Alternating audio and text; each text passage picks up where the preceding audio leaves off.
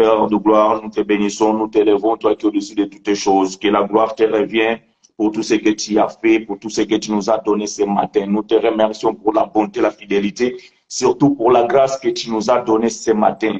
Merci Seigneur Père de nous avoir concédé la vie et surtout la vie éternelle que nous avons en nous. Merci pour ces moments que tu nous donnes, ces instants que nous voulons, Père, de voir partager autour des Écritures. Comme la Bible dit que personne n'enseignera plus aux concitoyens de la Nouvelle Alliance, que le Saint-Esprit, l'enseignant par l'excellent, puisse nous apporter l'assistance ce matin. C'est ainsi que nous avons prié au nom puissant de Christ et les ressuscités. Nous avons prié. Amen. Shalom, bien-aimés frères et sœurs, shalom, peuple de Dieu, shalom les élus, shalom les fidèles, shalom les amateurs de la bonne parole. Que l'Éternel Dieu nous soit richement favorable ce matin. Encore une fois, nous bénissons son nom et nous reconnaissons qu'au-dessus de lui, il y a que sa couronne de gloire. Voilà pourquoi nous disons l'incomparable maître de tout le temps. Soyez les bienvenus, bien-aimés frères et sœurs, que l'Éternel nous apporte son assistance. Bien-aimés, comme nous le savons, chaque dimanche, nous sommes là. Chaque dimanche, nous sommes présents, afin que nous puissions partager la parole de Dieu, afin que nous puissions partager autour des Écritures. Encore une fois, bien-aimés, nous allons parler de la part du Seigneur et nous allons essayer de décortiquer, d'expliquer et de comprendre les Écritures. À qui veut-on enseigner ces choses? À qui veut-on donner les leçons? Est-ce qu'aux petits-enfants qui viennent d'être sévrés ou à des enfants qui viennent de quitter la mamelle? Ces règles, précepte sur précepte, un peu ici, un peu là-bas, nous dira le bien-aimé frère Esaïe, le prophète. Bien-aimé, le ministère de réconciliation et de l'esprit. C'est un thème que nous allons aborder. C'est un thème que nous avons déjà eu à parler dans les années passées. Nous allons parler parce que vous savez, bien-aimés, l'évangile de la grâce, cet évangile qui amène la lumière, cet évangile qui a pour but d'éclairer le peuple de Dieu, afin qu'il puisse sortir du ténèbre vers la lumière. Et vous savez que l'évangile de la grâce, c'est le contraire de tout ce que nous pouvons connaître ou de tout ce que nous avons déjà entendu. Voilà pourquoi, bien-aimé, lorsque bien-aimé frère Paul reçoit la révélation, il a commencé son ministère et il était obligé de rentrer là où les choses ont commencé, à Jérusalem. Bien-aimé frère Paul dira ceci: 14 ans après, par une révélation reçue de la part du Seigneur, je suis monté à Jérusalem. Non, bien-aimé, pas pour faire le tourisme. Ce n'était pas pour aller se pleurer. Non.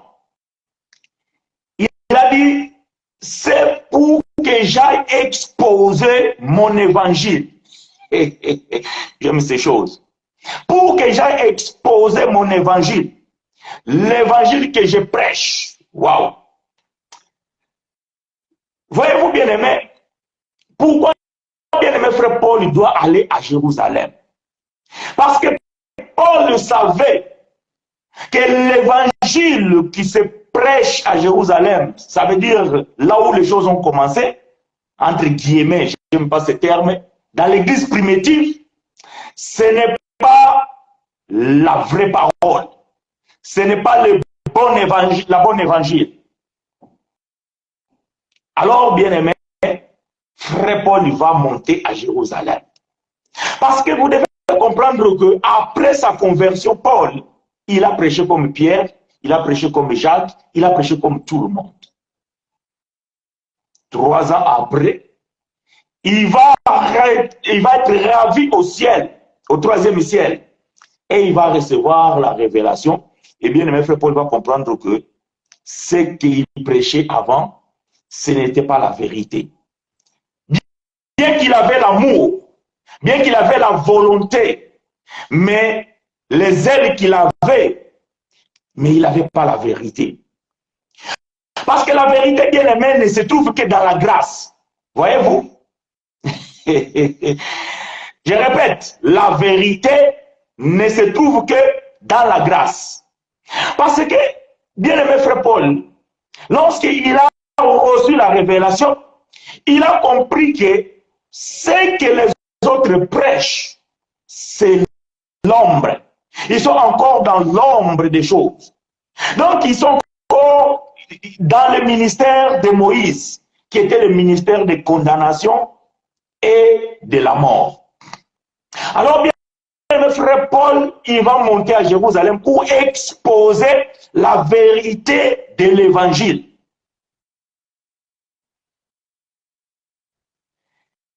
Et lorsque Paul va monter à Jérusalem, il va être confronté avec la réalité religieuse. Et lorsque Paul a commencé à prêcher, cela a posé un problème à Jérusalem. Il a fallu que Paul puisse passer dans les tribunaux, être jugé à cause de l'excellence de l'évangile qu'il prêchait.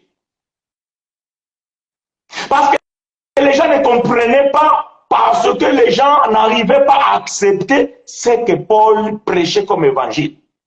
Et si vous lisez dans le livre des Actes des Apôtres, vous allez comprendre que il serait même accusé de se dire que on attend dire que tu es en train de prêcher aux gens ou d'interdire aux gens de pratiquer les rites ou bien la loi de Moïse. Parce qu'on ne pouvait pas comprendre ce que Paul prêchait. Parce que ce que Paul prêchait, c'était une révélation qu'il avait reçue auprès du Seigneur. Et vous allez comprendre que Paul devait justifier, Paul devait se défendre, Paul devait répondre aux questions posées. Et bien aimé, comme dit le frère Salomon, il n'y a rien de nouveau sous le soleil. De même que le frère Paul a été affronté et il était amené à se justifier par rapport à l'excellence de l'évangile, de même nous aussi, qui prêchons la grâce de Dieu, nous sommes amenés à pouvoir justifier et à expliquer le pourquoi, le comment et les quand des choses. Et vous allez comprendre que parfois, je pouvais rester ici et répéter la même enseignement. Mais nous sommes obligés d'apporter des choses nouvelles. Parce que c'est toujours la même question qui revient, parce que les gens ils ne comprennent pas. Parce que même lorsque nous avons expliqué le péché, lorsque même nous avons expliqué le baptême, même lorsque nous avons expliqué la rédemption, même lorsque nous avons expliqué le salut, tout ce que nous pouvons dire dans la grâce, c'est le contraire de la religion. Et les gens ont des difficultés de pouvoir comprendre, ou du moins, ils ont des difficultés d'accepter. Parce qu'il y en a qui comprennent, mais ils ne veulent pas accepter. Pourquoi? Parce qu'il y a des forteresses qui ont été conçues dans leur connaissance, dans leur compréhension, dans leur mentalité. Et voilà pourquoi, bien aimé, le combat que nous avons, c'est ce combat, bien aimé, pas le combat de se battre avec d'autres ministres. Non, notre combat, c'est pas de se battre avec qui que ce soit. Notre combat, bien aimé, ce n'est pas le combat spirituel comme les autres le disent, non. Notre combat, c'est le combat de la foi. Voilà pourquoi, bien aimé, frère Paul dira, j'ai combattu le bon combat et j'ai gardé la foi. Donc le combat que nous avons, bien aimé, c'est le combat de la foi. Parce que, bien aimé, la Bible dit, Christ est la fin de la loi pour ceux qui croient. Or, celui qui croit, c'est celui qui a la foi à ce que l'évangile dit. La foi vient de ce qu'on entend, et ce qu'on entend vient de la parole de Christ. Donc, notre combat, bien-aimé, c'est ça, de se battre contre les forteresses implantées par la religion dans la vie des élus de Dieu. Et c'est ça le combat que bien-aimé frère Paul a combattu. Et Paul dira que j'ai combattu le bon combat et j'ai gardé la foi. Ça veut dire que Paul est mort dans la conviction que ce qu'il avait, c'était la vérité. Est-ce que quelqu'un me comprend? Je répète, frère Paul a combattu le bon combat et à la fin de son parcours, il a dit, j'ai combattu le bon combat et j'ai gardé la foi. Ça veut dire que Paul est mort avec sa conviction que ce qu'il prêchait, c'était la vérité. Parce que Paul savait d'où il a reçu ces choses et à qui lui avait été donné ces choses. Et de même, nous aussi, bien-aimés, nous avons la conviction de la vérité de l'évangile.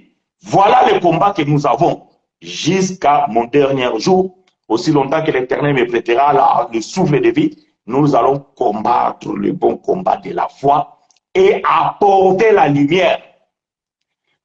Pourquoi? Parce qu'aujourd'hui, bien-aimés, lorsque quelqu'un nous appelle, c'est parce que, apôtre chinois, je ne comprends pas. Je suis confus. Mais frère, qu'est-ce qui se passe? Mais on nous a toujours dit ça. Mais toi, tu dis que ce n'est pas vrai. Non, frère chinois ne dit rien. Moi, je ne dis rien, bien-aimé. À chaque fois que j'apporte un enseignement, j'apporte la lumière dans les Écritures. Donc, ce que frère chinois apporte, ce que frère chinois enseigne, c'est écrit dans ta Bible. Seulement, bien-aimé, cette Bible que tu as, c'est le mot d'un livre cacheté que l'on donne à quelqu'un qui sait lire et il ne peut pas lire. Est-ce que quelqu'un me reçoit? Que l'Éternel nous soit favorable. Vous êtes la bienvenue, bien-aimé, dans cette école de la grâce. Donc, il sait que frère chinois prêche. C'est dans la Bible. Mais bien-aimé, j'ai toujours dit, l'évangile, ce n'est pas une inspiration. L'évangile, c'est une révélation. Parce que l'inspiration, tout le monde peut recevoir une inspiration. Tu dors comme ça, tu te réveilles. Dieu m'a inspiré. Ma femme, elle devient prophétesse. C'est une inspiration, personne ne peut s'opposer. Mais quand on prend cette inspiration, on l'amène dans les Écritures. Oh, nous disons que la révélation dit qu'une femme ne peut pas avoir un ministère de la parole. Ça, c'est la révélation. Donc, ton inspiration tombe. Donc, bien aimé, voyez-vous, chacun peut avoir une inspiration, bonne ou mauvaise. Mais si la chose qui a été inspirée cache un mystère, il faut qu'il soit révélé. Si vous ne me comprenez pas, bien aimé, vous pouvez poser des questions afin que je puisse changer de langage.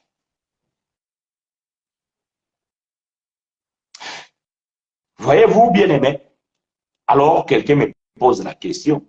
Il dit, frère, je suis confus. Frère, je ne comprends pas. Comment peux-tu dire que le péché n'existe pas? Alors que la Bible dit que nous sommes des pécheurs, la Bible dit que tous nos péchés ont été privés de la gloire de Dieu.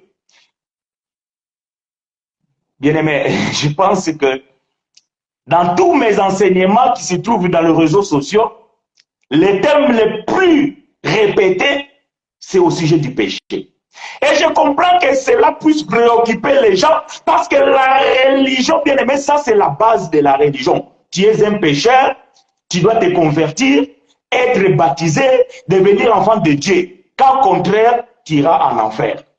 Et ça a créé la peur dans le cœur des gens. Et voilà pourquoi je comprends que le sujet du péché puisse poser des problèmes et puisse amener des questions. Parce que lorsque les gens écoutent que le péché n'existe plus, automatiquement ils se disent que si le péché n'existe plus, alors je peux faire ce que je veux. Non, non, non, non, non, non. Non, bien aimé. Nous disons que selon la Bible, j'ai bien dit, pas selon frère chinois, pas selon pasteur, je ne sais pas, XY, pas selon je ne sais pas quel prophète, pas selon je ne sais pas quel bishop, mais ni même selon pape. Non. Selon la Bible, la définition du péché, c'est la transgression de la loi. Ça, c'est la définition du péché. Si vous en avez un autre, vous pouvez me le donner. Donnez-moi le verset biblique. Comment on définit les péchés dans la Bible. Comme ça, peut-être, moi, frère chinois, je vais changer tous mes enseignements.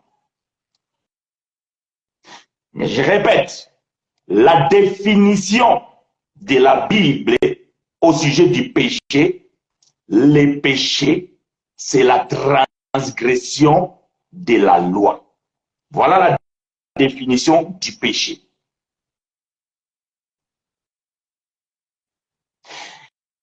Maintenant, la Bible va dire que Christ est apparu pour ôter les péchés. Ça veut dire enlever, retirer, abolir, supprimer.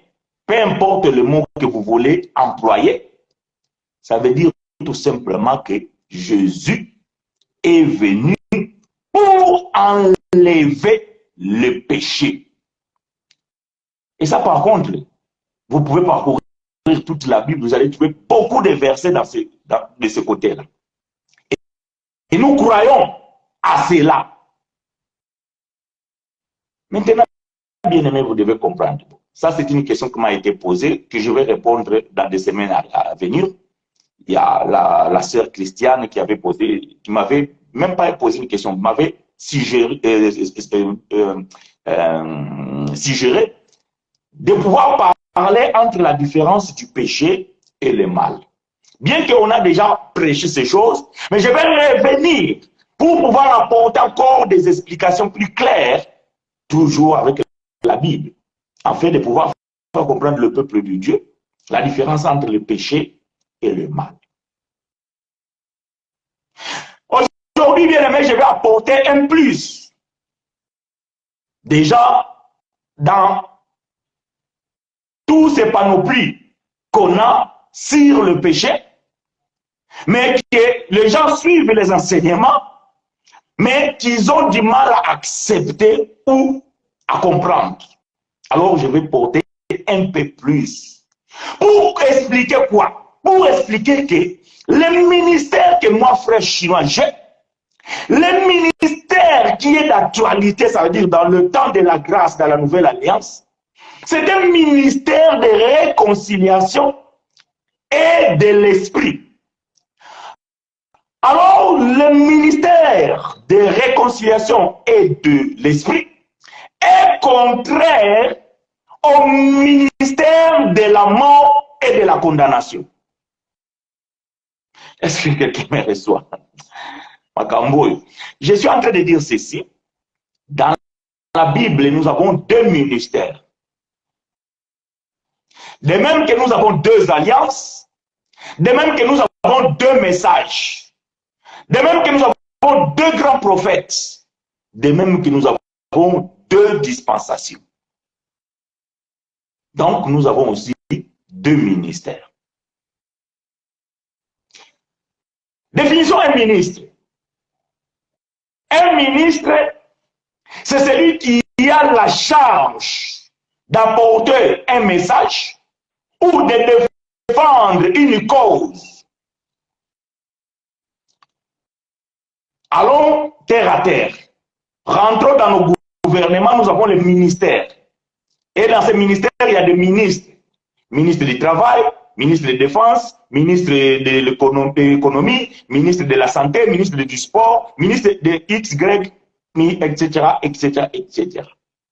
Ce ministre-là, il a pour but de défendre un projet, de défendre une loi, de défendre une lignée de pensée donnée à son président ou roi, selon le pays où vous vivez. Et ce ministre bien-aimé, il ne peut pas ajouter ni retrancher de la mission qu'on l'a confiée.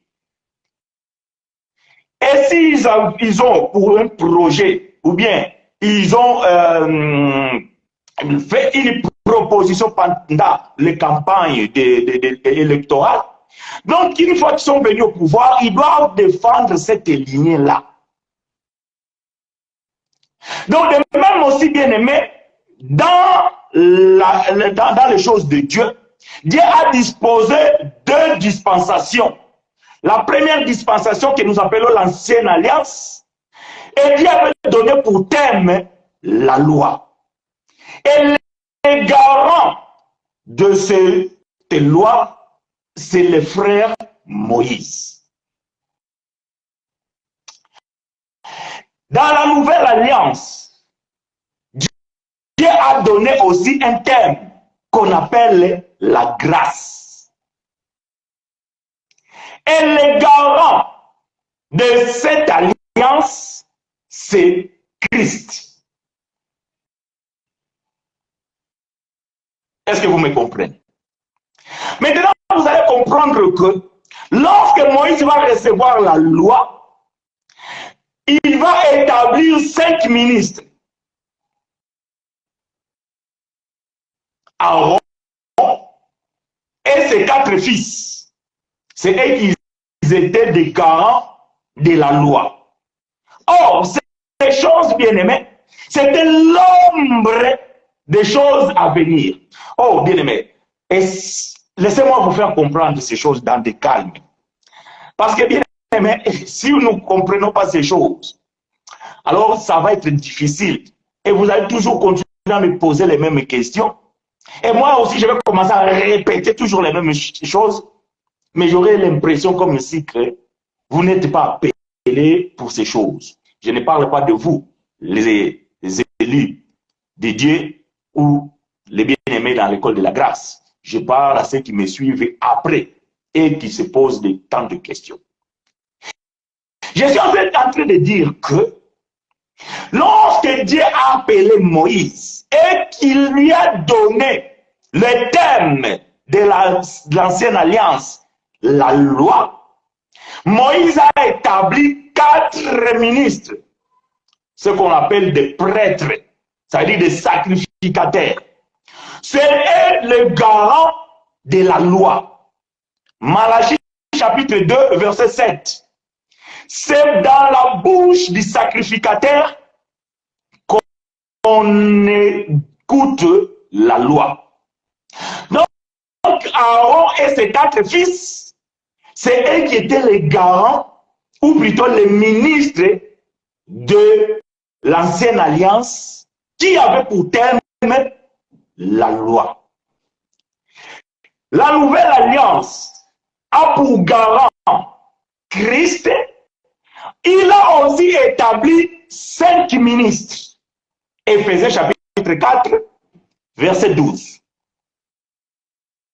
Évangélistes, pasteurs, apôtres, prophètes, ainsi que docteurs. 5 ministres. Maintenant, ces 5 ministres établis par Christ, ils ont pour but de défendre le thème de la nouvelle alliance qui est la grâce. Jean chapitre 1, verset 17. La loi a été donnée à Moïse. La grâce et la vérité est venue avec Jésus. Donc Moïse étant donné le garant de la loi, il avait confié cela à Aaron et ses 4 fils. Jésus étant garant de la nouvelle alliance, il a pour thème la grâce, il a confié cela aux 5 ministres, évangélistes, pasteurs, apôtres, prophètes et docteurs. Alors, bien-aimés, si quelqu'un dans la nouvelle alliance, il se auto-proclame, ou bien il s'autonome, pasteur, évangéliste, apôtre, docteur, prophète, bon, les autres là, je ne sais pas d'où ils sortent, bishop, archibishop, marshal, général, je ne sais pas ça, on ne sait pas d'où ça vient. la Bible, on ne trouve pas. Bon, quelqu'un va me dire, oui, mais Bishop, c'est dans la Bible anglaise. Ok, mais si c'est dans la Bible anglaise, traduisez ça en français ou bien en portugais, c'est un diacre. Voyez-vous, c'est juste un diacre. Donc, je vais dire quoi?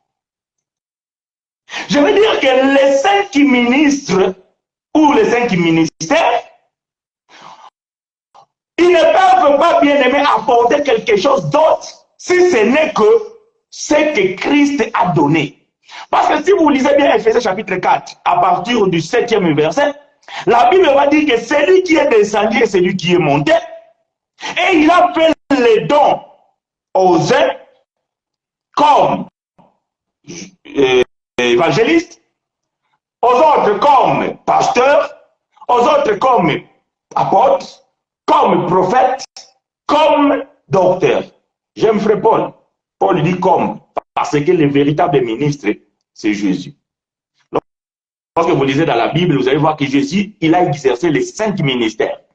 Il était évangéliste, il parcourait les rues de Galilée en train de prêcher comme un évangéliste.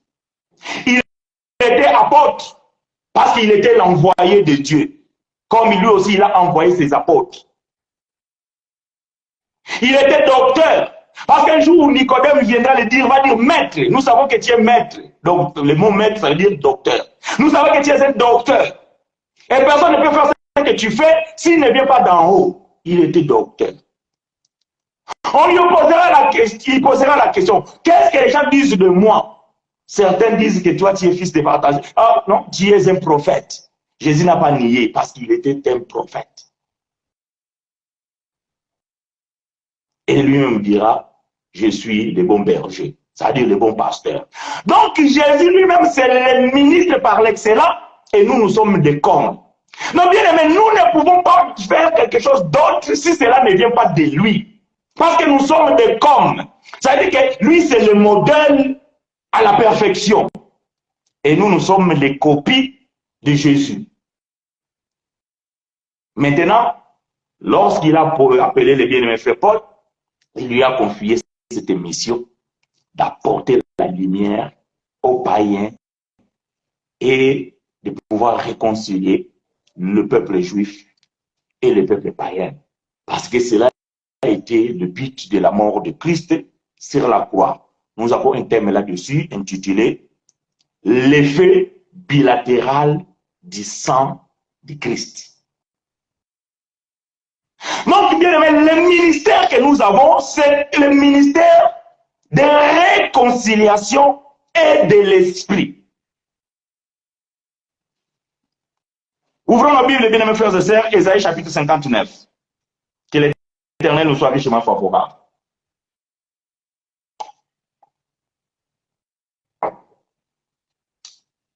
Ésaïe chapitre 59. Nous allons lire le premier verset et le deuxième.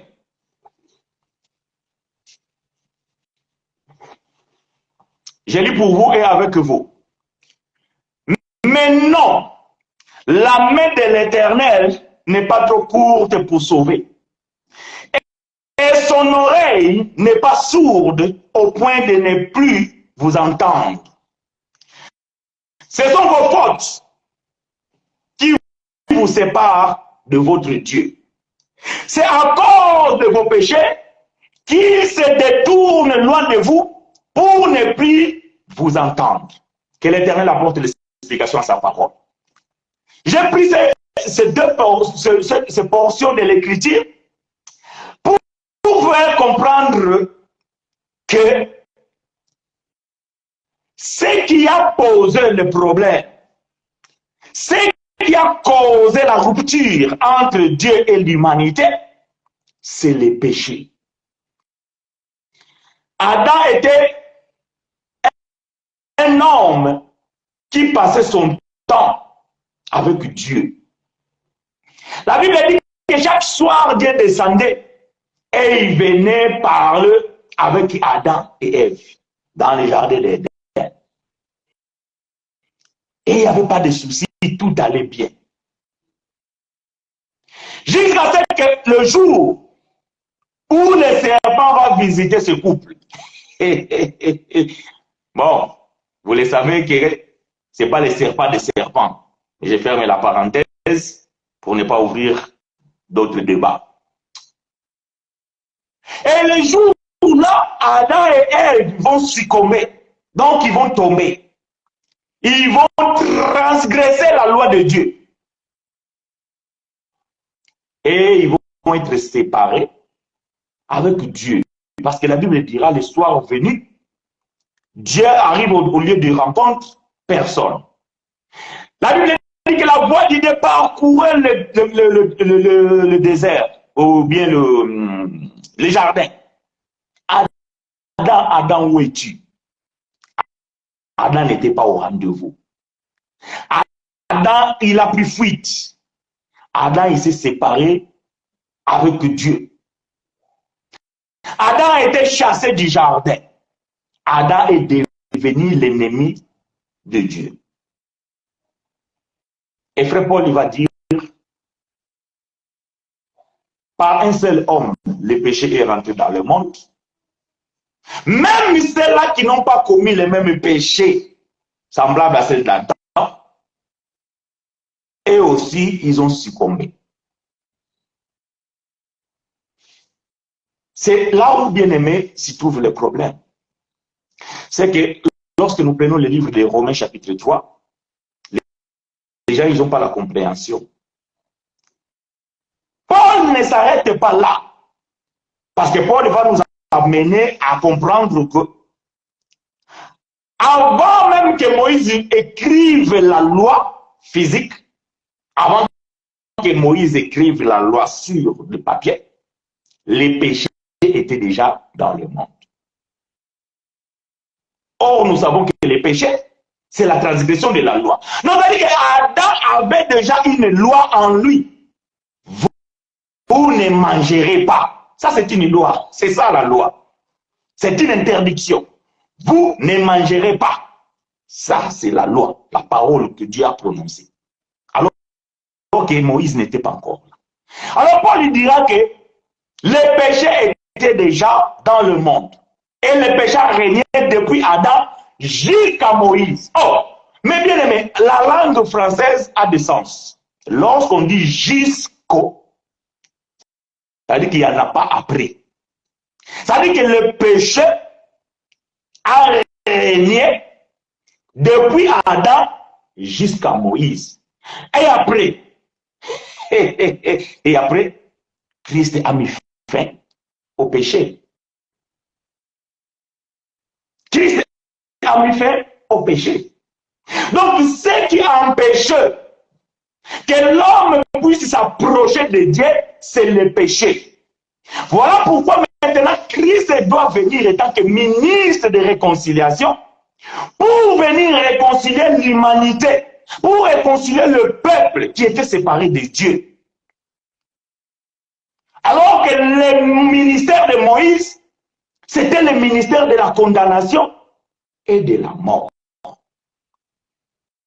Donc, le temps de la loi, l'homme ne pouvait pas s'approcher de Dieu. Le temps de la loi, dans l'ancienne alliance, l'homme était séparé de Dieu. Voyez-vous, l'homme était séparé de Dieu. Parce que le ministère de Moïse, c'était le ministère de la condamnation et de la mort. Je vais donner quand même l'écriture parce que, à force de parler, peut-être les gens vont comprendre, ils vont me dire que frère, il est devenu barbare. Je suis dans le livre des 2 Corinthiens. Ouvre, voyez-vous. Je suis dans le livre de 2 Corinthiens chapitre 3. 2 Corinthiens chapitre 3.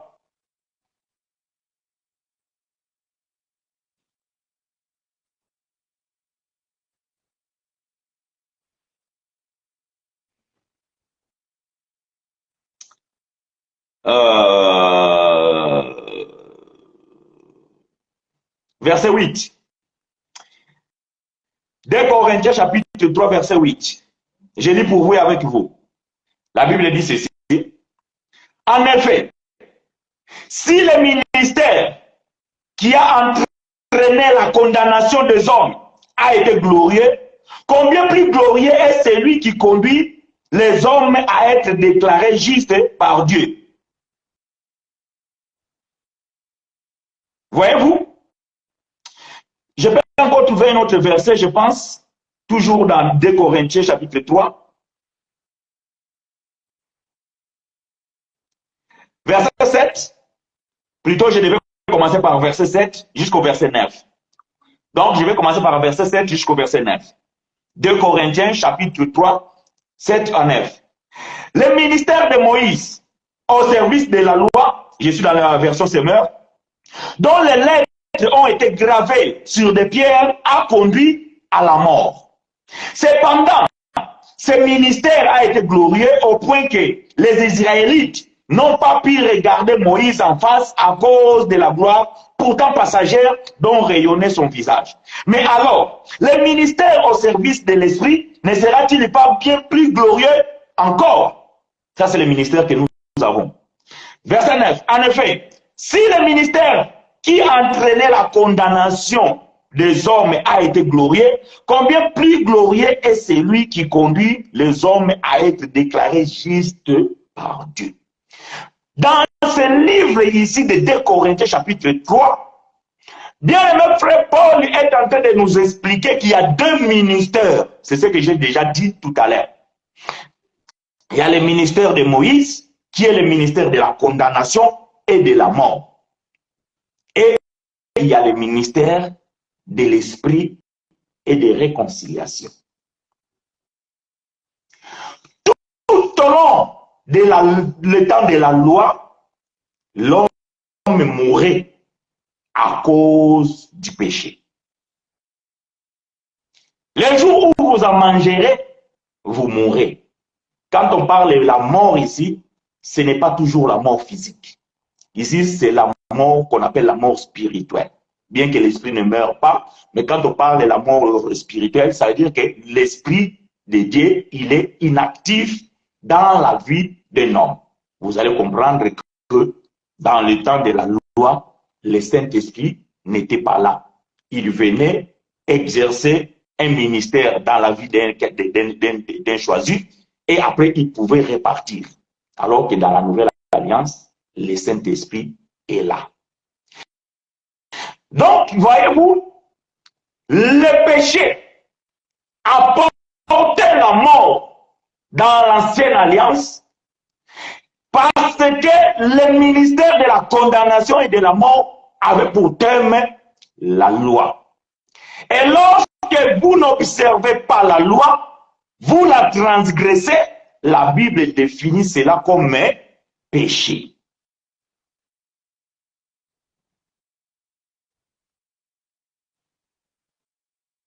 Voilà pourquoi Paul dira, tous ont péché et ils ont été privés de la gloire de Dieu. Mais quand vous lisez la Bible, que ce soit en portugais, en français, en anglais, je ne sais pas quelle langue, j'ai toujours dit, vous devez respecter le temps verbal.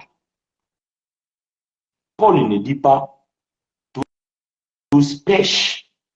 Non. Ont péché. Le verbe est dans le passé. O verbo está conjugado no tempo passado. Past tense, en anglais.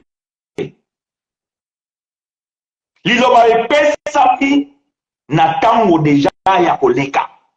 Donc le verbe est conjugué dans le temps passé. Tous ont péché. Donc ceux qui ont péché, c'est ceux qui étaient sous la loi. Nous devons répéter ces choses parce que je comprends ce thème, le problème du péché. C'est un sujet très capital au sein de l'Église. Je comprends que les forteresses ont été bâties dans nos vies. Si vous enlevez les péchés dans les assemblées, mais tout leur business tombe. Il n'y a plus de business. Tout leur culte tombe. Parce qu'ils n'auront plus rien à dire. Alors, Paul il va dire que le ministère de la condamnation et de la mort est un ministère de Moïse. Mais lorsque l'homme a été chassé du jardin d'Éden, Dieu a tout fait. Dieu a mis beaucoup de choses afin de pouvoir réconcilier l'homme avec lui. Mais tout ce que Dieu avait mis, c'était faux. Frère Chinois, oh, comment ce que Dieu a fait ne peut pas être bon? Non, frère Chinois, c'est pas frère Chinois qui l'a dit. Hein. Voyez-vous, moi je ne dis rien.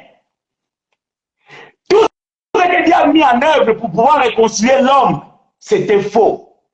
Oh, vous devez apporter un animal, vous le tuez, vous l'égorgez, vous prenez le sang, vous rentrez dans la tente d'assignation. Aaron, ils vont faire les services, ils vont faire les rituels, tout ça là, pour pardonner vos péchés. C'était faux. Ce n'était pas vrai. Ça, c'est pas moi qui l'ai dit, c'est la Bible. D'ailleurs, la loi, elle n'était pas bonne. Bon, je vais vous donner l'écriture parce que vous allez dire, oh, frère Chinois, non, là, ça va pas. Et j'ai un frère, lui, il me dit, non, mais frère, là, je suis pas d'accord. Oui, tu n'es pas d'accord avec moi, mais je vais te mettre d'accord avec les écritures. Parce que moi, je n'ai pas besoin que vous soyez d'accord avec moi. J'ai besoin que vous soyez d'accord avec les Écritures. Nous sommes dans l'Ancienne Alliance. Allons chercher le livre de... il est où dans cette écriture? Ézéchiel, je pense. Donnez-moi 30 secondes, je vais le trouver. Ézéchiel, si j'ai la bonne mémoire. Ézéchiel, je pense. Donnez-moi 30 secondes.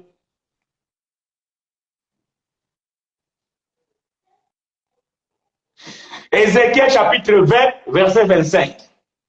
Ézéchiel chapitre 20, verset 25. La Bible dit ceci.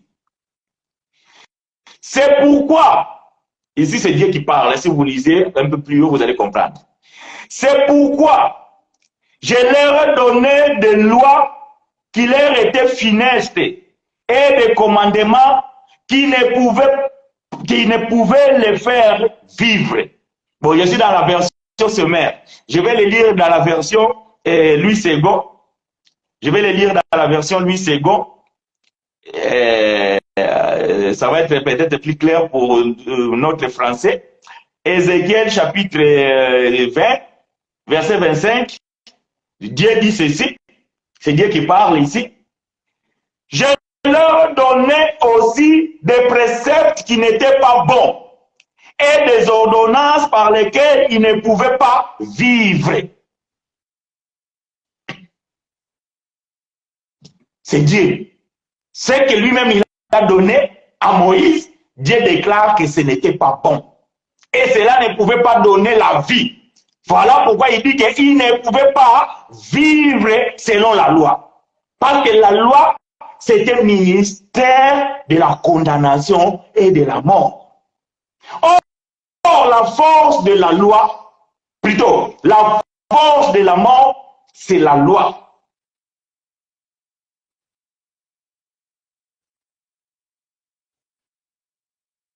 Ou plutôt, la force de la mort, c'est le péché, et la force du péché, c'est la loi. Bon, je vais donner l'écriture pour ne pas extrapoler. Je suis dans 1 Corinthiens chapitre 15, je pense. 1 Corinthiens chapitre 15. Souffrez avec moi, bien-aimé, parce que c'est comme ça que nous enseignons les choses. Précepte, c'est précepte, règle, c'est règle, un peu ici, un peu là-bas. Je suis dans 1 Corinthiens chapitre 5, verset 56. 1 Corinthiens chapitre 15, verset 56, la Bible dit ceci. Et qui ont de la mort, c'est le péché, et la puissance du péché, c'est la loi.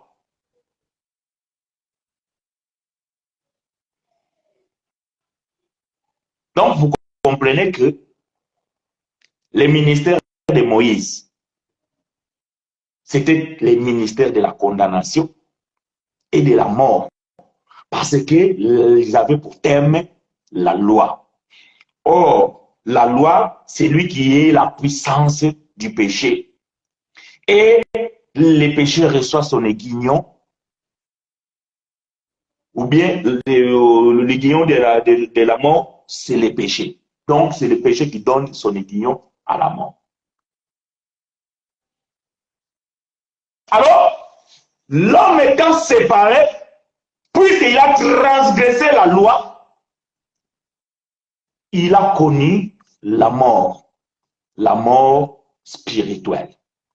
Et parce que la loi n'était pas bonne et il ne pouvait pas avoir la vie avec la loi.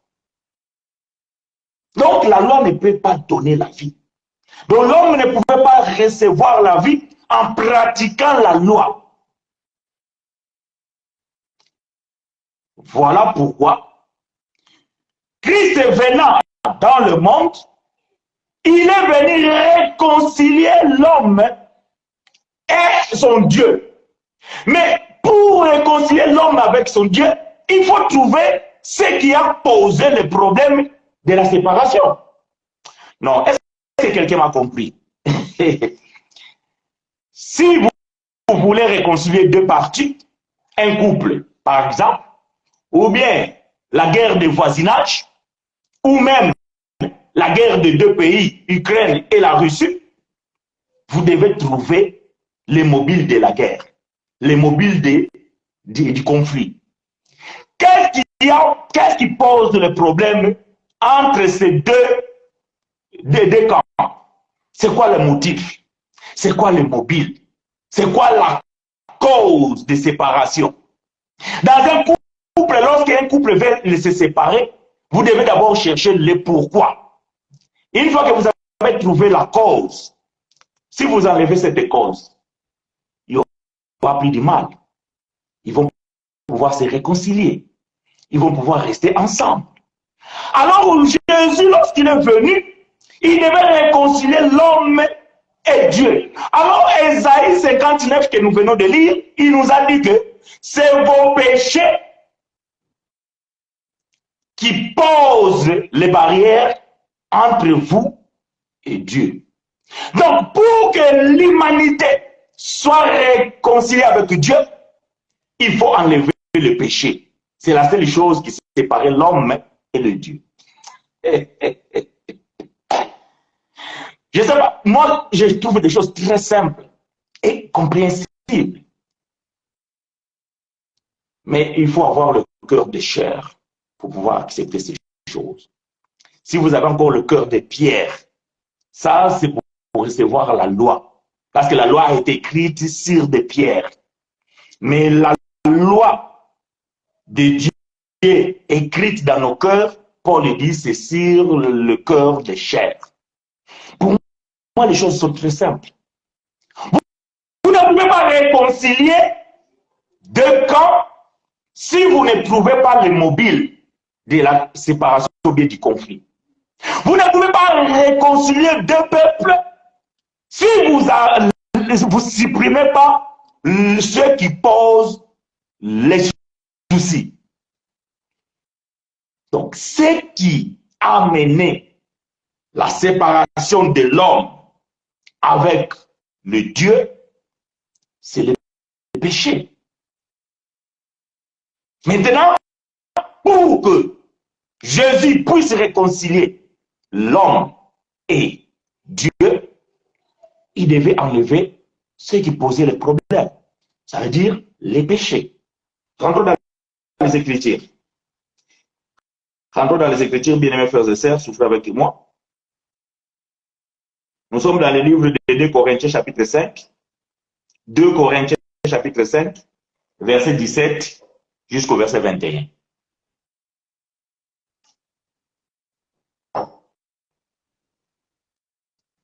« 2 Corinthiens, chapitre 5, verset 17 jusqu'au verset 21. Je lis pour vous et avec vous. Ainsi, celui qui est uni au Christ est une nouvelle créature. Ce qui est ancien a disparu. Voici ce qui est nouveau est déjà là. Je suis dans la version sommaire, hein, parce que parfois tu vas me suivre dans les 8 secondes, mais c'est la même chose.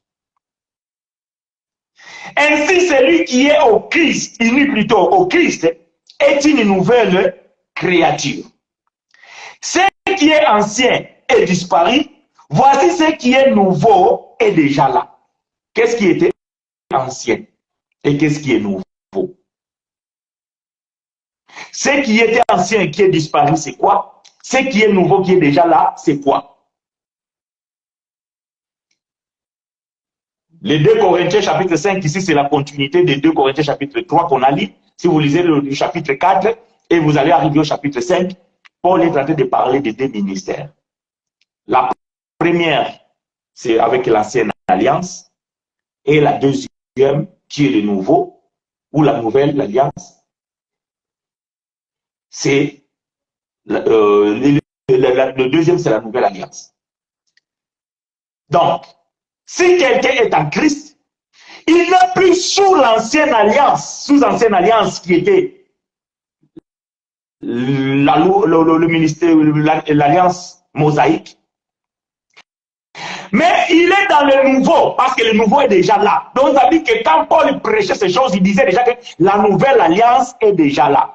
J'ai pris cette version parce que quand vous lisez dans les 8 secondes, parfois on ne comprend pas trop. Parce que le 8 secondes, il dit que si quelqu'un t'a pris cette nouvelle est devenu une nouvelle créature, les choses anciennes sont passées, toute chose est devenue nouvelle. Et quand vous les lisez comme ça, vous ne comprenez pas. Mais quand vous prenez d'autres versions, c'est plus clair. Paul parle ici des alliances. Parce que toi, tu ne peux pas devenir une nouvelle créature. Si tu es né noir, bon, sauf si tu as mis les mécacos, je ne sais pas, les Movati, et tu deviens, je ne sais pas, comme Michael Jackson, mais même si tu deviens comme Michael Jackson, on te connaît que tu es noir. Donc, devenir une nouvelle créature, c'est pas parce que tu vas devenir grosse ou...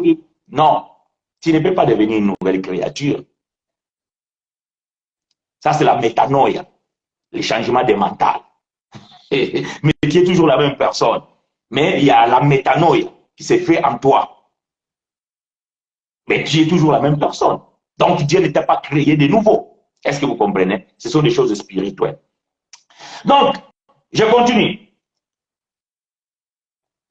Verset 18.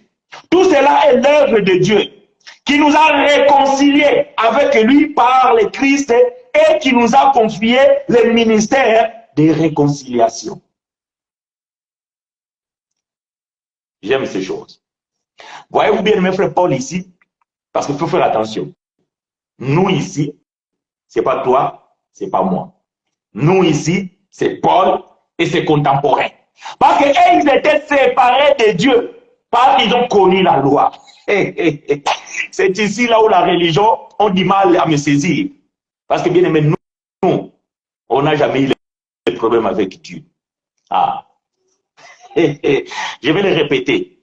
J'ai dit, nous, tous ceux qui sont nés après la mort de Christ à la croix, n'ont jamais eu de problème avec Dieu. Nous pouvons avoir des problèmes avec les hommes, parce que tu as fait quelque chose de mal. Tu as des problèmes avec cette personne.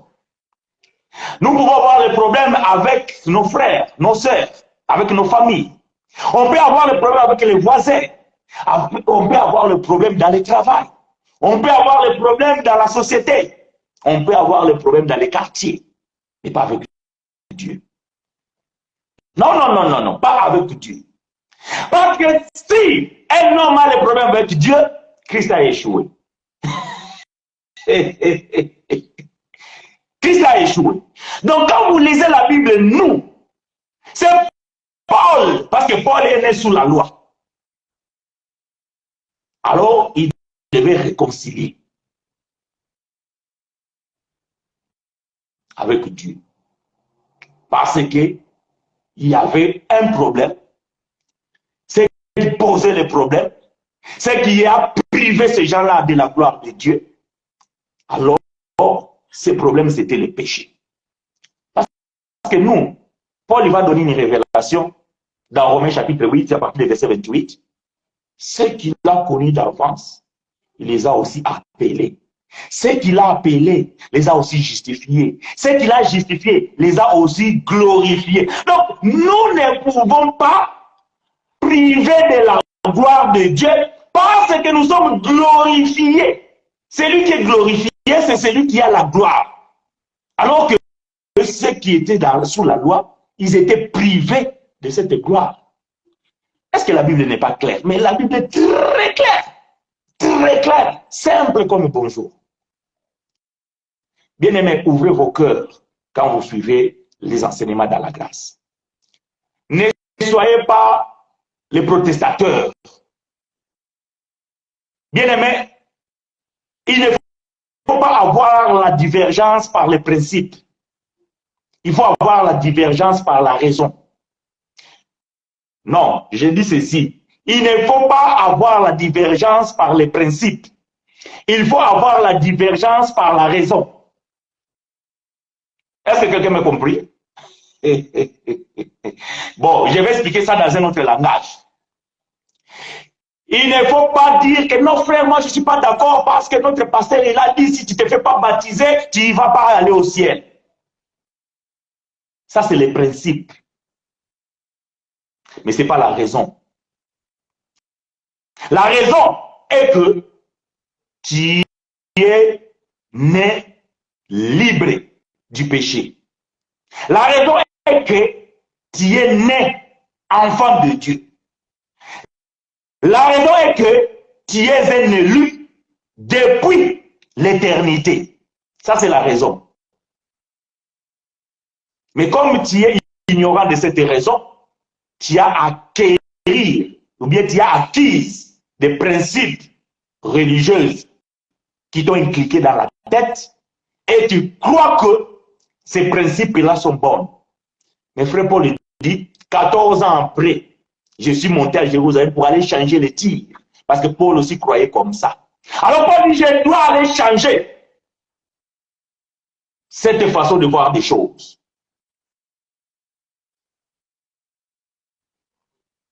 Si tu me suis avec un esprit borné, avec des panoplies conçues, avec des forteresses, c'est vrai que ce que je dis, ça va te sembler difficile et compliqué à accepter. Mais si tu ouvres ton cœur, si tu laisses que Dieu t'illumine les yeux de ton cœur, lorsque tu me suis avec la Bible ouverte, frère, je ne suis pas là pour convaincre quelqu'un. J'ai toujours dit, moi, mon but, ce n'est pas de convaincre. S'il y a quelqu'un qui peut dire un jour que frère Chino, il m'a appelé, il m'a harcelé, il m'a dit pourquoi tu me suis plus, tout ça. Non, il n'y en a pas. Moi, aujourd'hui, je te vois, peut-être demain, je te vois plus me suivre. Je ne sais pas pour quelle raison. Tu es libre. C'est pour la liberté que Christ nous a libérés de la religion. Moi, c'est pour ma liberté que Christ m'a libéré de la religion. Et je prêche, j'exerce mon ministère avec cette liberté-là, sans contrainte. Et je n'oblige personne. Je ne suis pas là pour convaincre qui que ce soit. Je suis là pour que tu sois convaincu par les Écritures. Parce que je suis tout simplement comme. Je n'ai rien écrit. Je n'ai rien ajouté. Je révèle tout simplement les mystères cachés de tout le temps.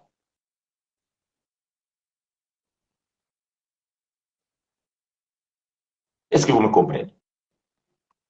Alors Paul dit, tout cela est l'œuvre, verset 18, donc nous sommes dans 2 Corinthiens 5. Tout cela, c'est l'œuvre de Dieu qui nous a réconciliés avec lui par le Christ à qui nous a confié le ministère de la réconciliation. Donc j'ai déjà expliqué les nous ici, donc c'est Paul. En effet, Dieu étant en Christ, réconcilier les hommes avec lui-même sans tenir compte de leurs fautes. Et il a fait de nous les dépositaires du message de la réconciliation. Ah, c'est là où maintenant nous sommes.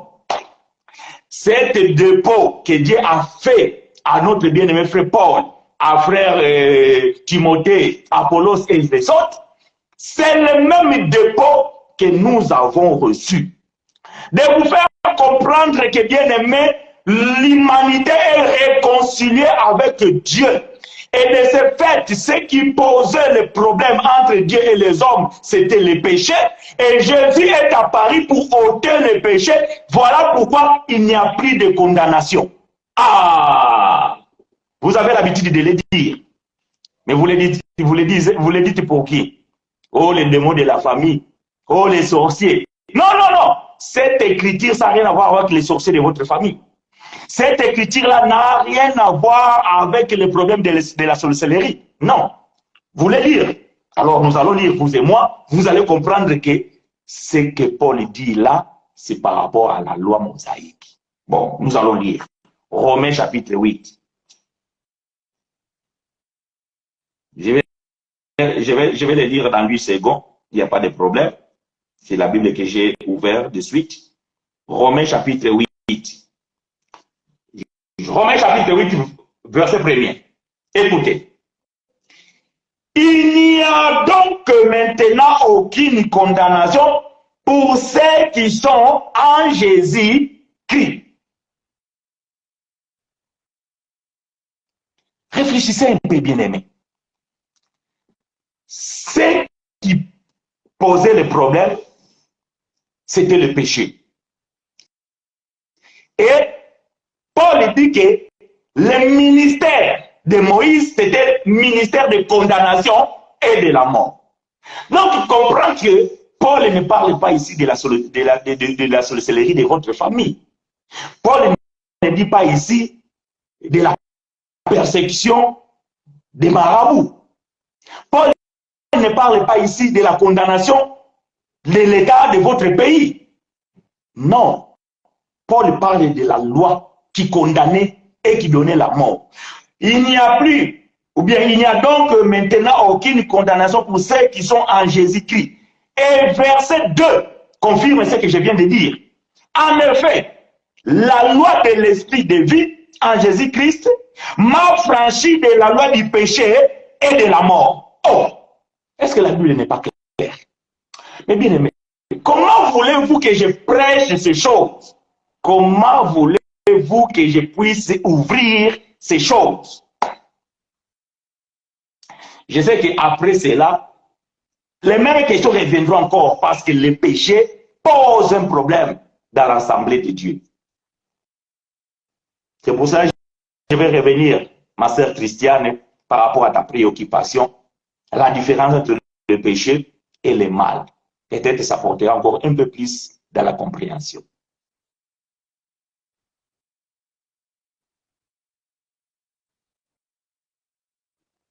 Si vous lisez la suite, vous allez comprendre.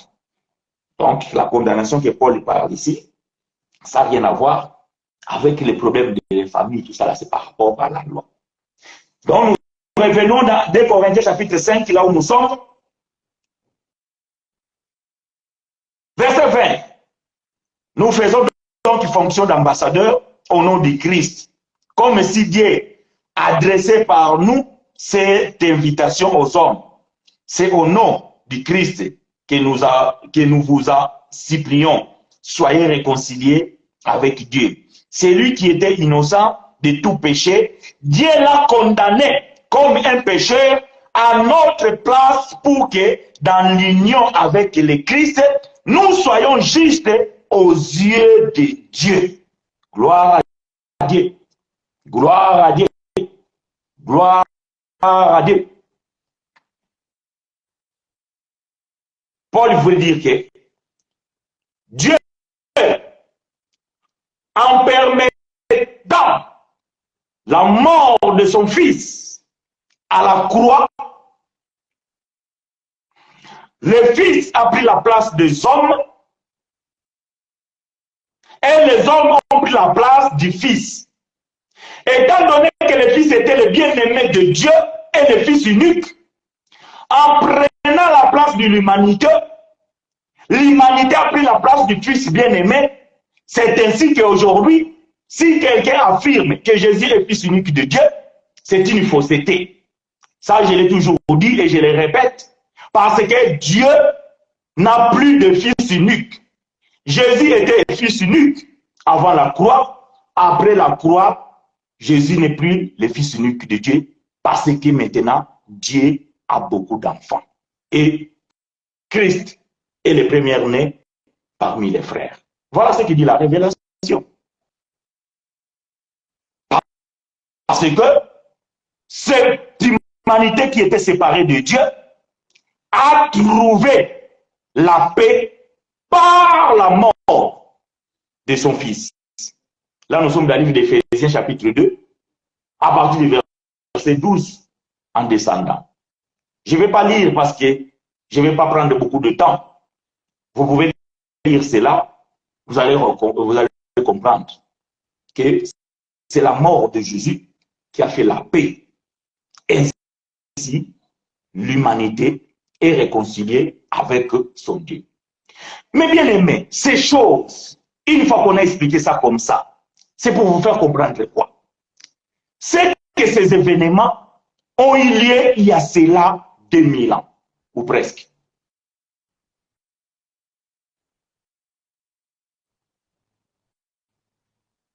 Éphésiens chapitre 2, à partir du verset 12. Ces choses ont eu lieu il y a cela 2000 ans. Maintenant, la question que nous nous posons, c'est ça.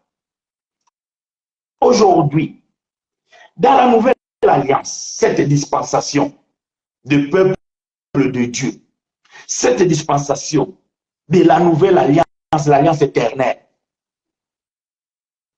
comment peut-on considérer un enfant de Dieu pécheur?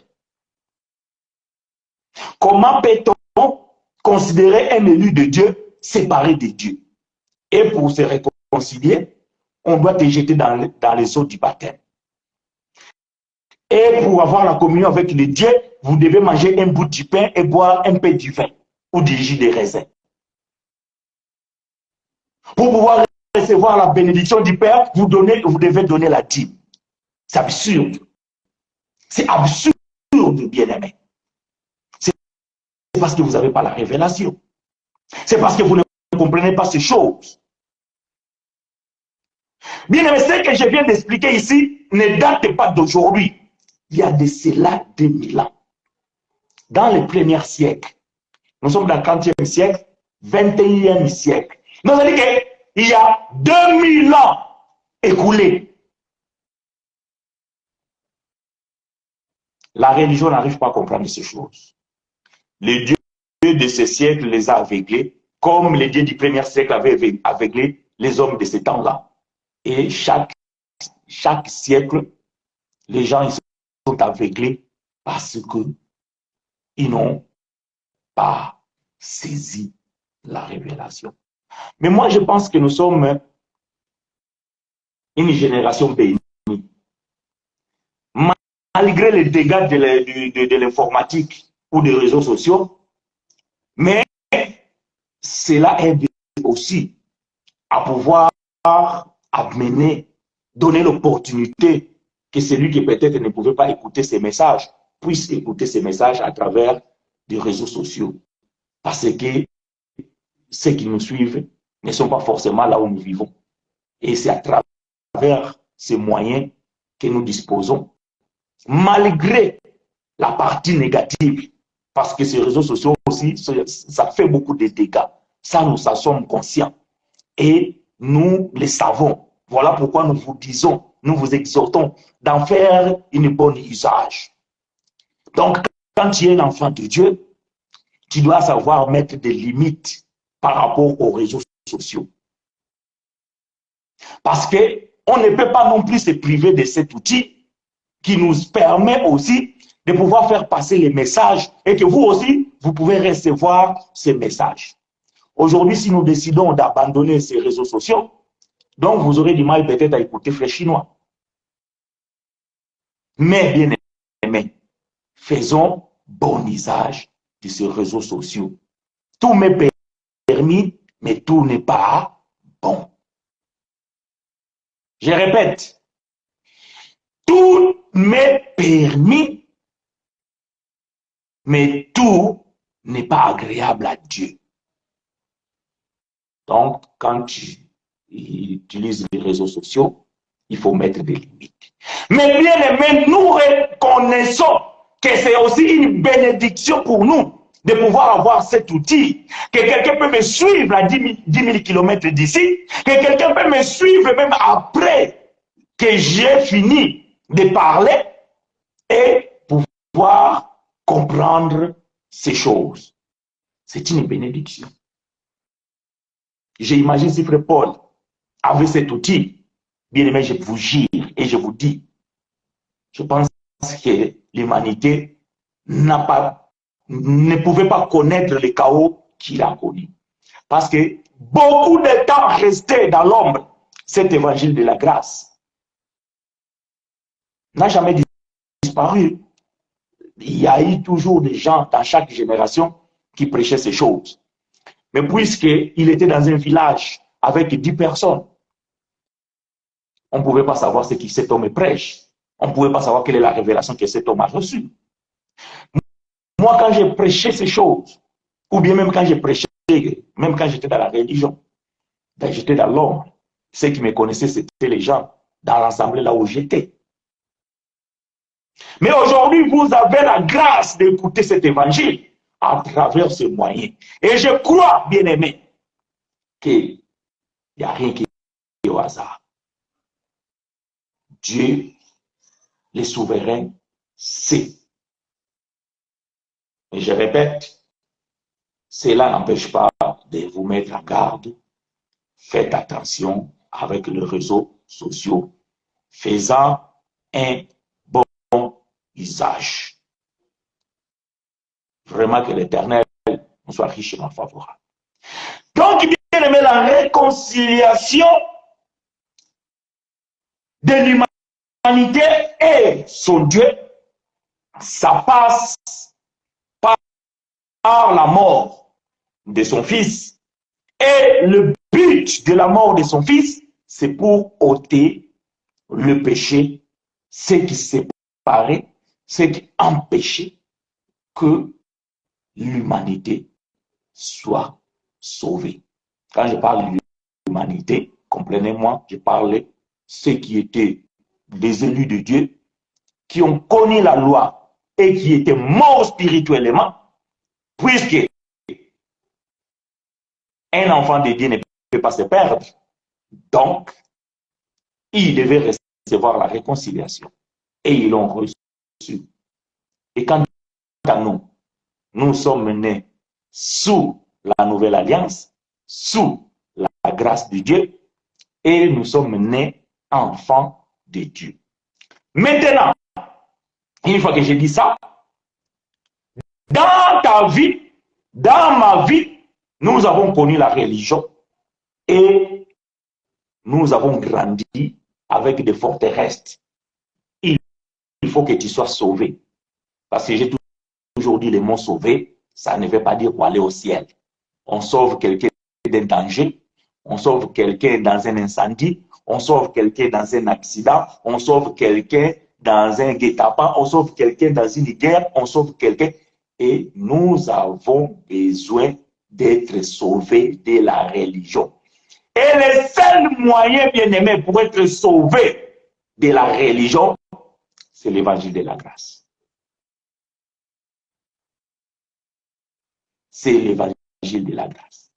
C'est l'évangile qui te donne la métanoïa. Frère Chinois, c'est quoi la métanoïa? La métanoïa, c'est le changement de mentalité. C'est la conversion. Tu croyais que tu étais dans la bonne lignée, dans la religion. Tu croyais que lorsque tu mangeais le bout du pain, que tu faisais la communion avec Dieu. Tu croyais que le jour qu'on t'a plongé dans l'eau du baptême, c'est le jour que tu es devenu enfant de Dieu. Tu croyais que lorsque tu donnes la dîme, tu ouvres des portes pour pouvoir recevoir la bénédiction. Tu croyais que lorsque tu faisais les jeûnes et prières, c'est pour cela Dieu te bénissait. Tu croyais que, en fait, tout cela, ce n'est que la grâce de Dieu. Tu es en vie, c'est la grâce de Dieu. Tu es marié, c'est la grâce de Dieu. Tu as une voiture, c'est la grâce de Dieu. Tu as une maison, c'est la grâce de Dieu. Tu as perdu ton travail, c'est la grâce de Dieu. Et tu as perdu ton mari, c'est la grâce de Dieu. Voilà, bien aimé, pourquoi on dit prier sans cesse. Rendez grâce en toutes choses envers à Dieu. Cela est la volonté de Dieu à votre égard en Jésus-Christ. La grâce de Dieu. Vraiment, bien aimés frères et sœurs, posez-moi vos questions parce que nous allons mettre le point virgule. Posez-moi vos questions parce que nous allons mettre le point virgule. Je sais, c'est pas fini. Ils me poseront encore la même question. Frère, je ne comprends pas.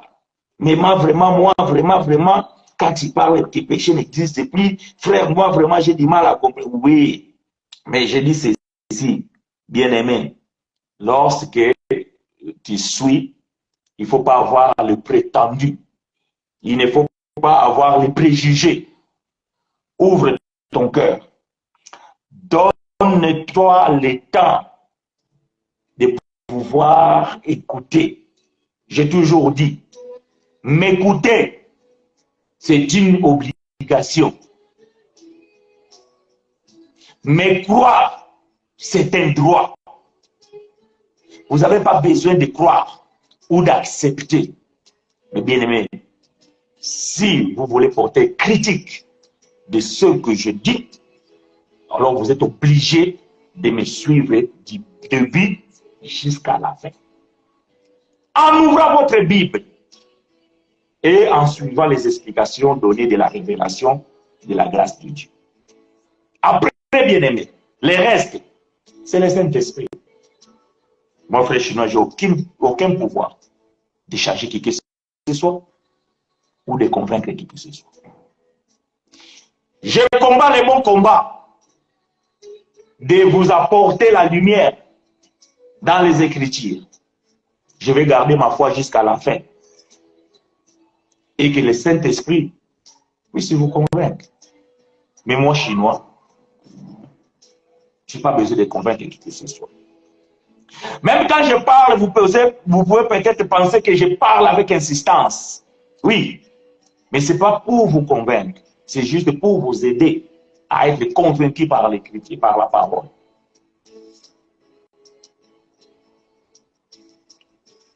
Question de notre bien-aimé frère Guillet. Apôtre, pourquoi Paul, dans 2 Corinthiens chapitre 12, verset 4, dit qu'il a entendu, ce qu'il a entendu, c'était des choses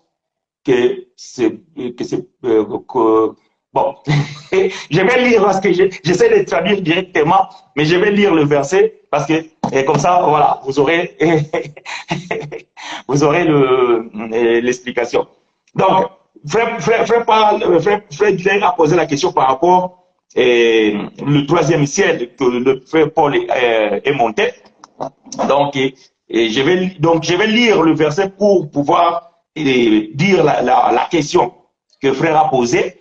Les bien-aimés qui lisent la portugais, donc ils peuvent comprendre l'apôtre, pour que Paulo em 2 Coríntios 12, diz que o que ele ouviu foram coisas que não se pode falar ao homem, como entender isso. Voilà.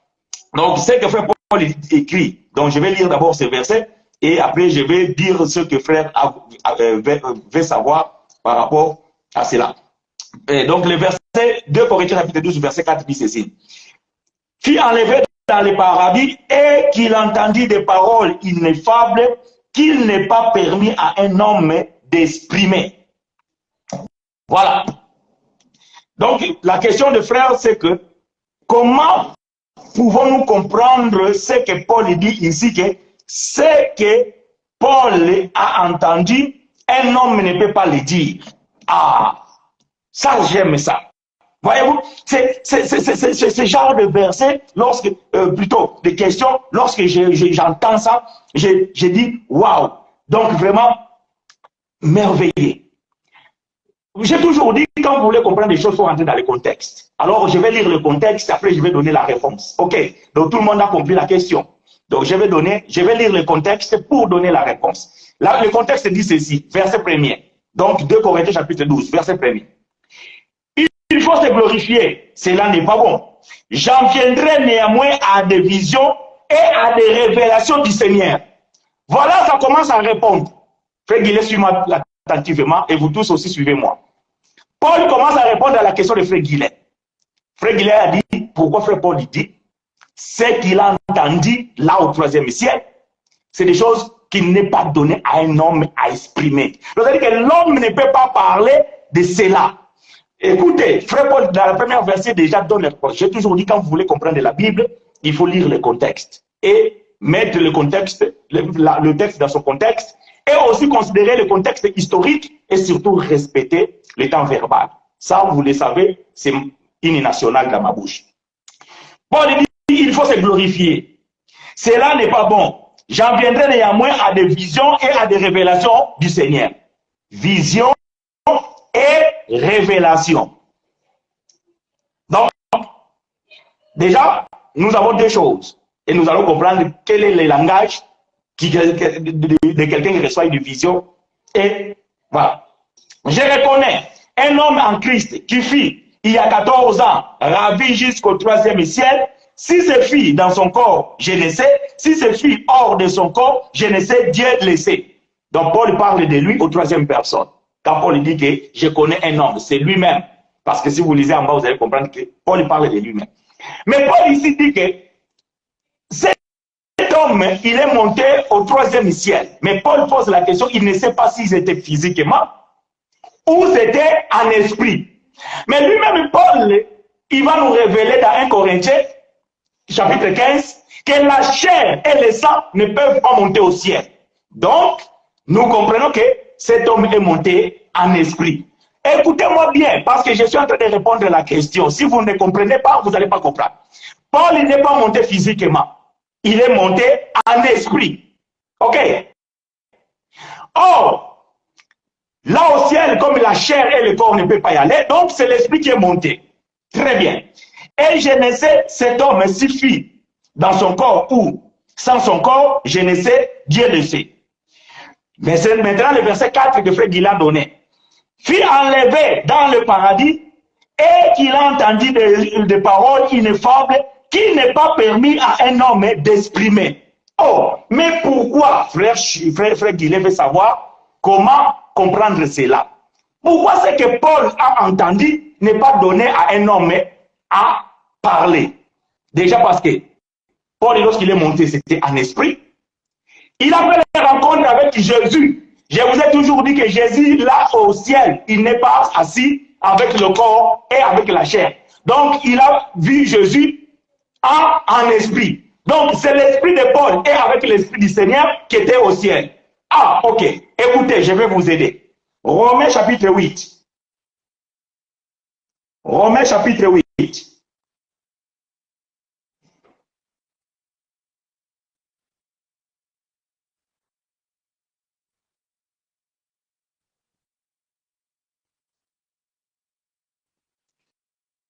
Je cherche le verset.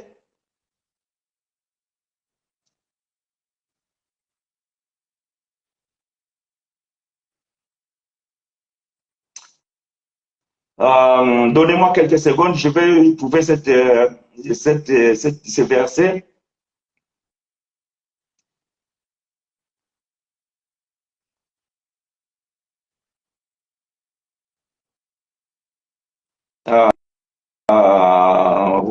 Romains chapitre 8.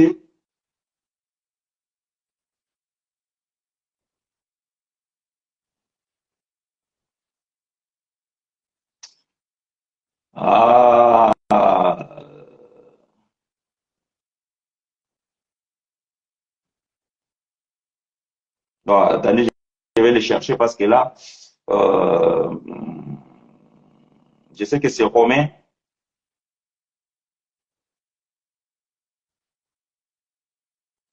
Je sais que c'est Romain. Ah, ok. Romains chapitre 8, verset 26. Romains chapitre 8, verset 26. La Bible dit ceci. De même aussi, l'Esprit nous aide dans notre faiblesse, car nous ne savons pas ce qui nous convient de demander dans nos prières. Mais l'Esprit lui-même intercède par des soupirs inexprimables. Vous qui dites que c'est la langue des anges. Or, les anges, ce sont des esprits. Maintenant, Paul dit ici que lorsque l'Esprit parle, c'est avec des soupirs. Et cela est inexprimable. Donc, ça veut dire que quelque chose qui est inexprimable, l'homme ne peut pas le dire.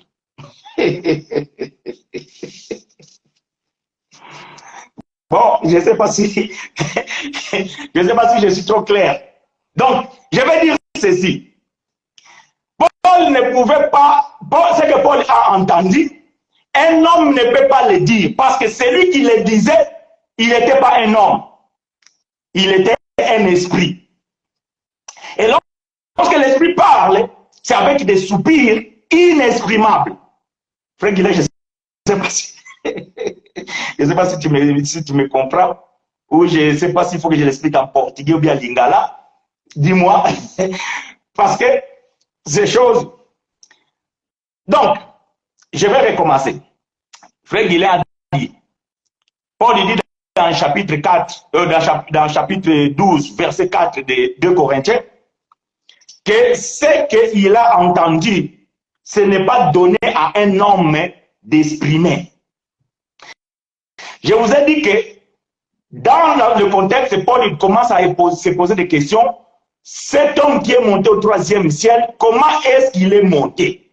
Est-ce qu'il est monté physiquement ou il est monté spirituellement? Mais la révélation que lui-même Frère Paul a écrit dans 1 Corinthiens chapitre 5, il dit que 15 plutôt, je pense que c'est à partir du verset 40 en descendant, il dit que la chair et le sang ne peuvent pas aller au ciel. Donc, ça veut dire que dans le ciel, on ne peut pas y aller physiquement. Donc, je comprends que Paul n'est pas monté physiquement. Bon, si Paul n'est pas monté physiquement, alors comment Paul est allé au 3e ciel? Donc, c'est l'esprit de Paul qui a été ravi. Vous comprenez? Donc, c'est l'esprit de Paul qui a été ravi. Maintenant, quand Paul est allé au 3e ciel, or, le 3e ciel, c'est là où Dieu habite. C'est le paradis. C'est lui-même Paul qui l'a dit. Donc, c'est le paradis. Ah, donc dans le paradis, il y a qui? Il y a Christ. Mais est-ce que le Christ qui est au paradis, il est physiquement? Non. Paul, il va dire, toujours dans 2 Corinthiens, là, au chapitre 5, verset 16, il dit que si on a connu Jésus selon la chair, de maintenant, on ne le connaît plus de cette manière-là. Ah, donc Jésus n'est plus en chair. Il est l'esprit. Parce que Dieu est esprit. Donc maintenant, quand l'esprit parle avec un esprit, fais attention, j'ai bien dit, quand l'esprit parle avec un esprit, parce que je suis en train de dire que c'est l'esprit de Paul qui est monté. Parce que quand l'esprit parle avec un homme, il parle avec la langue des hommes. Parce que là, Dieu peut nous parler. Et tu peux entendre la voix audible, la voix dans ta langue. Parce que l'Esprit de Dieu parle avec un homme. Mais quand l'Esprit parle avec l'Esprit, c'est avec des soupirs inexprimables. De même aussi, l'Esprit nous aide dans notre faiblesse, car nous ne savons pas ce qui nous convient de demander dans nos prières, mais l'Esprit lui-même intercède par des soupirs inexprimables. Donc, c'est que l'esprit parle à un esprit, l'homme ne peut pas entendre. Non. L'homme ne peut pas entendre. Parce que c'est inexprimable. Voyez-vous, c'est comme, tu sais, les algues. Les algues, quand ils sont sur l'eau, dans la rivière, vous allez comprendre comme ça, et vous allez voir, il y a des soupirs. Comme si vous avez senti comme s'ils sont en train de trembler. En fait, non, ils s'expriment. Mais l'homme ne peut pas entendre. Parce que c'est des soupirs inexprimables. Il n'y a que des soupirs, vous sentez des soupirs, mais vous attendez. Mais les algues eux-mêmes, ils s'attendent par des soupirs. C'est ça l'effet de l'esprit. Quand l'esprit parle avec l'esprit, c'est avec des expressions inexprimables. Mais si l'esprit parle avec un homme, il va te parler en anglais, en portugais, en lingala, en kikongo, en français, en arabe, peu importe. Remarquez, frère Paul, lorsqu'il était sur le chemin de Damas, la Bible dit, Jésus va venir et il va faire la rencontre de cet homme. Il va l'appeler Saul. Paul lui-même devra témoigner, il dit que j'ai entendu une voix me parler dans la langue hébraïque.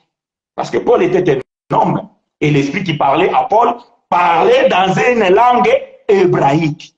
Mais quand l'esprit parle avec l'esprit, c'est avec des soupirs inexprimables. J'espère que j'ai répondu à la question, frère Guilhem. Si cela ne suffit pas, tu peux m'appeler, tu sais là où me trouver, toujours sous l'arbre. Et nous pouvons en parler. Que l'Éternel nous soit richement favorable, bien mes frères et sœurs. Donc, je pense qu'il y a plus de questions, parce que si vous aviez des questions, pendant ce temps-là, vous pouvez poser. Mais vous avez encore 30 secondes de pouvoir poser la question. J'aimerais dire ceci, bien-aimés, pour ceux qui ne sont pas encore abonnés sur notre page YouTube, vous pouvez aller vous abonner, taper sur le moteur de recherche École de la Grâce. Et vous allez comprendre que nous avons beaucoup de vidéos déjà là disponibles. Et cela aussi peut vous aider à pouvoir chercher rapide. Parce que sur ma page Facebook, il y a tellement de messages que parfois on s'y perd. Mais sur YouTube, donc vous pouvez voir toute la liste et les messages se suivent. Donc vous pouvez vous abonner, vous pouvez partager ces liens-là. Vous pouvez aussi partager la vidéo si vous êtes convaincu, dirais-je, et que l'Éternel puisse vous être favorable. Moi, je s'aimais. Si toi tu viens arroser, bien-aimé, cela sera pour la gloire de notre Seigneur. Voilà, bien-aimés frères et sœurs, ce que nous pouvions partager aujourd'hui. Nous vous donnons rendez-vous dimanche prochain, même heure, même chaîne. Pour vos restes de questions, bien-aimés, n'hésitez pas de nous appeler, d'écrire dans les commentaires, dans tous les supports réseaux sociaux que nous avons, ou nos contacts téléphoniques. Donc, si vous n'en avez pas, bien-aimés, vous pouvez toujours, parce qu'il y a certains qui n'aiment pas exposer les questions sur les commentaires, alors vous pouvez du moins faire une demande de mon numéro, de mes contacts, et j'essaierai ou je saurai vous les donner avec beaucoup de plaisir. Et vous pouvez m'appeler et poser les questions qui vous dérangent, qui vous voulez savoir, et peut-être des choses que vous suivez et que vous ne comprenez pas. Et le ministère est là pour pouvoir nous aider. Que l'Éternel nous soit richement favorable. Je vous souhaite bon appétit. Ma prière est que la semaine qui s'annonce, Dieu vous accompagne devant comme éclaireur, derrière comme protecteur. Faites de bonnes actions, faites de bonnes choses, priez sans cesse, en rendant grâce à toutes choses à Dieu.